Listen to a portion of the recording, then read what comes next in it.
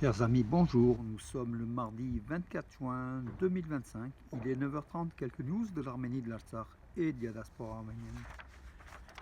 Une nouvelle caricature. Donc le catholicos Karikin II crucifié. En plus, Nicole Pachinian qui dit la croix elle est en or, elle est à qui? Elle est à toi. Donc en fait, l'inspecteur. La guerre continue. Le feuilleton donc entre justement entre le Premier ministre arménien et l'Église arménienne, le chef, le catholicos, d'ailleurs qu'il appelle, pas par le nom du catholicos, il appelle Gudrich Nersisian. C'est le nom de naissance du catholicos Karikin II. Voilà, donc ça se poursuit. Donc il demande en fait pourquoi cette caricature. Tout simplement, le feuilleton continue encore une nouvelle fois. Donc Nicole Pachinian demande la démission immédiate du catholicos Karikin II. Donc il n'y a pas d'autre solution. J'exhorte Gudrich Nersisian à quitter le patriarcat suprême sans tarder. Sans tarder, en plus il donne pas de délai, donc du coup, voilà. C'est une urgence pour Nicole Pachinian. Face aussi au succès du Saint-Siège, donc, qui a réuni des milliers de personnes dimanche, ça hérite davantage le gouvernement arménien, Nicole Pachinian, qui poursuit qui poursuit sa guerre contre le chef de l'église arménienne, Karikin II, lui reprochant d'avoir une famille, de s'enrichir, de faire enrichir sa famille, ses proches, voilà, des attaques personnelles. Et ça continue, malheureusement.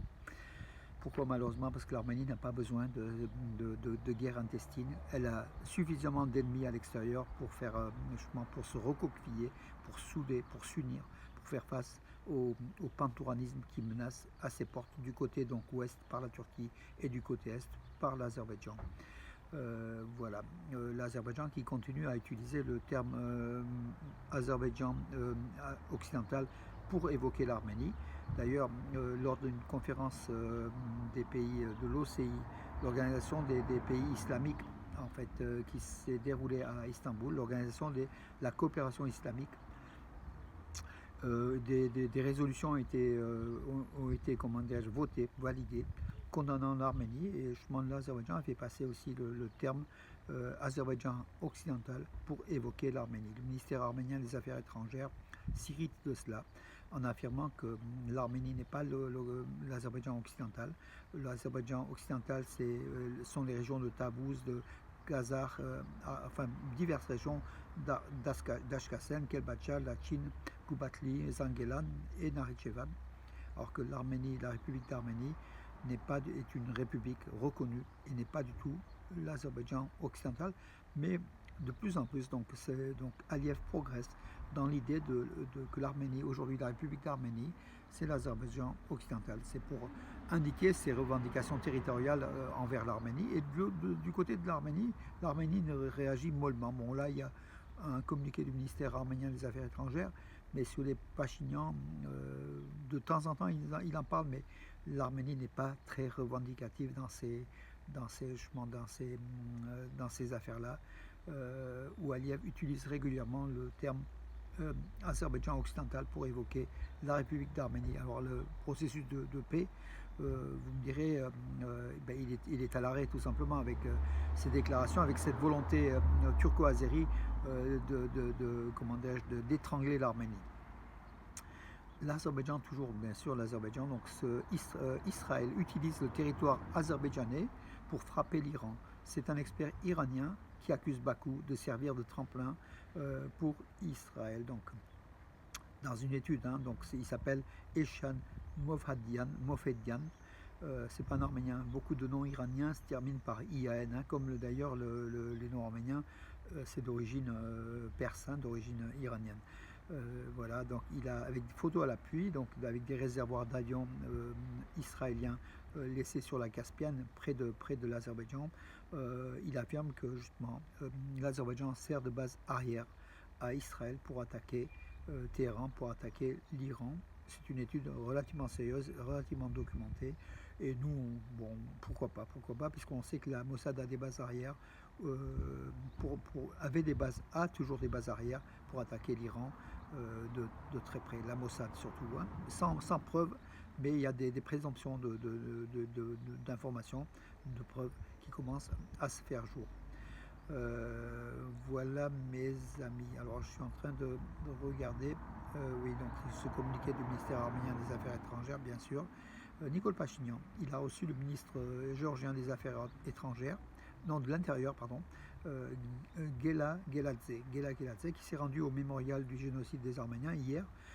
Il a été nommé à ce poste, il est nouveau, donc voilà, il s'est présenté. Donc, et Pachinian a dit qu'il était heureux de rencontrer le ministre de l'Intérieur de Géorgie. Il lui souhaite d'ailleurs une bonne mission et puis il dit que les services arméniens du ministère de l'Intérieur vont coopérer pleinement avec leurs homologues géorgiens justement dans la lutte contre divers trafiquants, divers éléments. Hein. Donc entre les deux pays, il y a un accord qui est signé et qui est là pour, comment dirais-je, qui est là pour les deux pays tout simplement, pour assainir la situation intérieure et lutter contre la corruption, contre divers éléments. Alors je salue le jeune Azad Iliozer de Valence, qui est installé aux États-Unis, qui est un jeune ingénieur français qui bâtit l'Amérique de demain. C'est un ingénieur en bâtiment avec des produits nouveaux. Voilà, il a fait des thèses, comment dirais-je, dans plusieurs villes des États-Unis. Il œuvre le jeune Azad Iliozer en tant qu'ingénieur, assez doué, même très doué. Voilà, il est arrivé aux États-Unis en 2018 et puis c'est un grand sportif aussi, il faut le dire. Il est de la famille bien sûr, de Rossov Iliozer, de la famille des Iliozer. C'est le petit-fils de Rossov Iliozer. Voilà, bravo à Azad qui continue à œuvrer au profit des États-Unis, à apporter cette connaissance française, ce savoir-faire de l'ingénieur au profit de la construction aux États-Unis, dans des grandes villes des États-Unis. Hein. Voilà, bravo à lui. L'Arménie, donc en fait, du 1er juin au 20 juin, 366 camions chargés d'abricots ont franchi la frontière russe en provenance de l'Arménie. Voilà, l'Arménie, une production d'abricots importante qui livre. Donc le premier marché, c'est la Russie. Et ces camions passent à travers la Géorgie. La Géorgie ne met pas de frein à ce passage, comme on l'a vu pour le cognac, enfin pour le brandy arménien. La Géorgie est un peu tatillonne, avait même bloqué des camions. Mais là, a priori, tout s'est arrangé entre Yerevan et Tbilissi. La Géorgie est un passage important pour l'Arménie, en direction de la Russie, bien sûr, et vice-versa. Voilà, parce que la voie terrestre de l'Arménie pour rejoindre la Géorgie, la Russie passe par la Géorgie, comme vous le savez, avec des passages compliqués en hiver, hein, en haute montagne, avec des cols, des fois infranchissables. Mais en tout cas, ce cordon ombilical entre l'Arménie et la Russie s'effectue à travers la Géorgie, et l'Arménie livre aujourd'hui ses fruits, ses légumes et divers éléments, livre à la Russie qui est le premier marché économique de l'Arménie. Donc ça fait rentrer des devises et c'est très bien pour l'Arménie. Voilà mes amis, je crois que j'ai fait le tour de l'actualité. Je vais juste regarder s'il n'y a pas une ou deux informations qui sont parvenues. Oui, Soukassian, qui est proche de la famille Soukassian, hein, ce sont des milliardaires, hein, proches de Pachinian. Il y a des soupçons de corruption, donc les services russes accusent l'homme d'affaires arménien proche des Pachinian de corruption, plus ou moins passive. Voilà, mais les Soukassians ont répondu. Donc les Russes parlent notamment d'un trafic de diamants. Les Soukassians ont répondu, donc il n'y a sans doute pas de preuves. C'est peut-être une nouvelle tentative de déstabilisation du gouvernement Pachinian par Moscou. Hein. Voilà.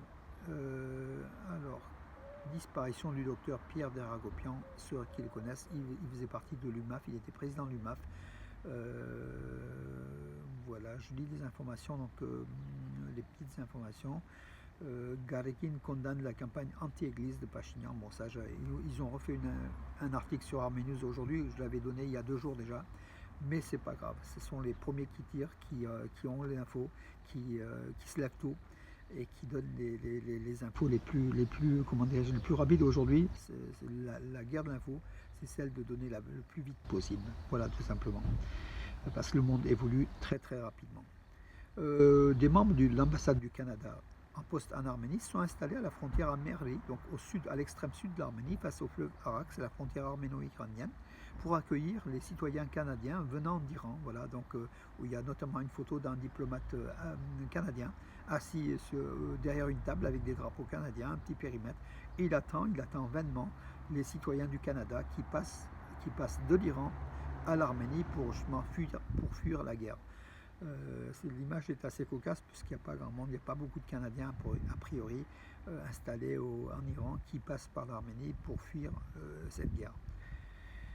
Voilà mes amis, écoutez, j'en ai terminé pour aujourd'hui, bon, en espérant que nous n'aurons pas d'autres caricatures de ce type-là. Hein. La série, c'est peut-être la 7e, 8e de la série, donc avec une croix arménienne, le Catholicos Karekin II, que Nicole Pachinian appelle par son nom Goodrich Nersisian, qui est crucifié, hein, en plus.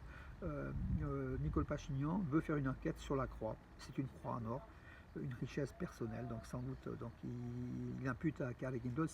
C'est pour dire qu'on est complètement dans le délire dans cette attaque de l'église arménienne. Hein, donc ça tombe au ridicule, ces attaques régulières personnelles de Nicole Pachinian envers le Catholicos Karekin II, de toute façon, qui est le chef de l'église arménienne et qui restera le chef de l'église arménienne. Le gouvernement Pachinian viendra et là depuis 2018 passera, mais l'église arménienne restera. C'est aussi l'un des fondements de la nation arménienne, même si aujourd'hui la laïcité de la République est très importante, voilà, est devenue même plus importante que l'église qui pendant des siècles a défendu la nation arménienne sans État. Mais aujourd'hui on soutiendra davantage l'État arménien et puis on est de l'église arménienne. On ne peut pas commander, ça fait partie de notre ADN d'Arménien depuis 1700 ans, hein, voilà, depuis la chrétienté, l'adoption du christianisme par l'Arménie. D'ailleurs, l'Arménie est le premier pays au monde à avoir adopté le christianisme en 301 comme religion d'État. Et cette particularité de l'Arménie fait que notre église, l'église arménienne, est quelque chose de très très très important au sein de la nation arménienne, mes amis. On ne peut pas être contre l'église, on peut être contre les curés, les ecclésiastiques, qui des fois trafiquent, hein, il faut le dire, voilà.